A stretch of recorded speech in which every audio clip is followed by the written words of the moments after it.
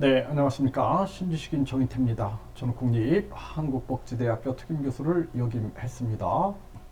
중소기업 부도 급증, 폐업지원금 1조 원 육박했다라는 것입니다. 상황이 아주 심각해지고 있는 그러한 정황이고요. 네, 조선일보에서 보도했는데요. 중소기업의 부도가 급증하고 있고 폐업지원금이 1조 원에 육박했다라는 것입니다. 네, 원자재값 그리고 금리 상승, 한국 산업의 뿌리가 흔들리고 있다라는 것입니다.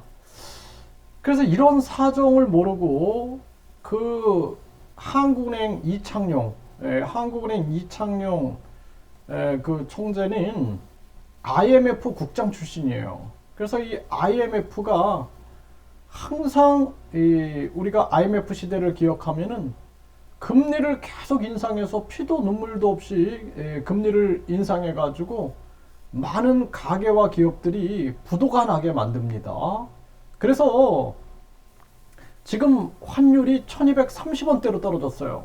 전에는 계속 전문가랍시고 나와가지고 환율이 폭등한다. 금리를 계속 올려야 된다. 네, 미국보다 금리가 더 높아져야 된다. 이런 얘기를 하더니 이제는 환율이 떨어지니까 이젠 또다시 물가를 잡아야 된다. 물가보다 더 중요한 측면들이 지금 가계와 기업이 한계 상황으로 가고 있다는 것입니다. 그럼에도 불구하고 계속 금리를 올리는 데만 집중을 하고 있는 거예요. 그래서 이 IMF 국장 출신답게 누구하고 소통하고 있고 누구하고 입을 맞추고 있는지 이거 우리 국민들이 정말 이거는 강하게 비판을 해야 한다. 네, 미국 연준이 사기업은행연합회입니다. 민간은행연합회인데 이들이 이 연준의 주인이 누구냐? 결국에는 유대 금융 세력이다. 이런 얘기를 세계 시민들이 다 알고 있습니다. 그런 정황에서 유대 금융 그룹들이 그동안 고리대금업, 고리대금업에 아주 능숙해 있는 사람들이에요.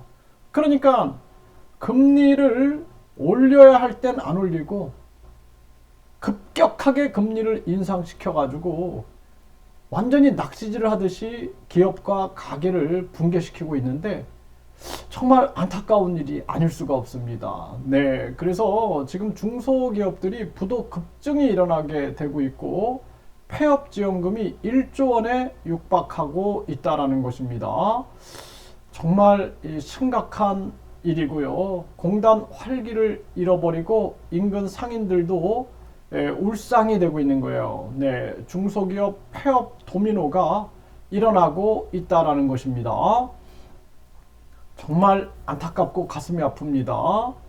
이 기업이 무너지면은 가정들이 아주 힘들게 되는 건데 이 한국은행 이창용은 이런 걸 전혀 못 느끼는 거예요. 네, 빨리 경질하고 해임시켜야 된다. 네, 지금 뭐 나경원을 해임할 게 아니라 이창용을 해임해야 된다. 저는 그렇게 보고 있습니다. 저금리 대출 3고 위기에 처한 중소기업에 80조 원 지원 나선다 이러고 있어요. 지금 이거 보세요. 한쪽에서는 계속 돈을 풀고 있으면서 한쪽에서는 금리를 올려. 이게 완전히 이상한 거 아닙니까? 그러니까 금융 세력은 돈 벌게 만들고 현금 부자들은 이자 잔치하게 만들고 그리고 국민 세금은 또 이렇게 풀어. 웃기지 않습니까? 이게 뭔가 정책이 엇박자가 계속 나고 있다는 것을 우리 국민들이 인식하게 되는 거죠. 네, 부동산발 금융위기 경고 등 제2금융 PF 대출이 처음 100조가 넘었다라는 겁니다. 100조. 네, 그래서 일반 은행 PF 대출 규모의 3배다라는 거예요. 3배. 증권사는 11%가 3개월 이상 연체가 되고 있다라는 겁니다. 연체. 이게 아주 큰 위험인데 불구하고 이창용 이 사람은 한국은행 총재가 아니라 IMF로 돌아가라. 네, 이렇게 얘기를 해야 할 그런 사람이다. 저는 그렇게 생각을 하고요. 무너지는 중소건설사 2022년 건설사 폐업 신고가 9년 만에 최고다라는 것입니다. 네, 이 기업들이 무너지면은 가게가 무너진다라는 것을 알아야 됩니다.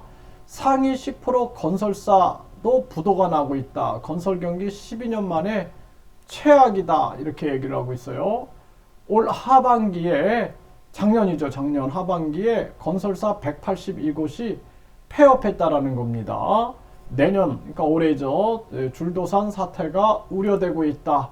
이렇게 진단하고 있고요. 사상 첫 7연속 기준금리 인상, 빚부담은 계속 늘어나고 있다라는 것입니다. 이창용이 빨리 해임을 시켜야 된다. 저는 그렇게 생각을 하고요. 우리 국민들도 이 한국은행 이창용 총재 해임을 외쳐야 된다. 저는 그렇게 생각을 합니다. 그래서 지금 우리나라는 경제 위기에 가까이 가고 있어요. 그럼에도 불구하고 이창용이는 계속 미국의 연준에 손뼉을 맞추고 있는 그러한 정책들만 쓰고 있다.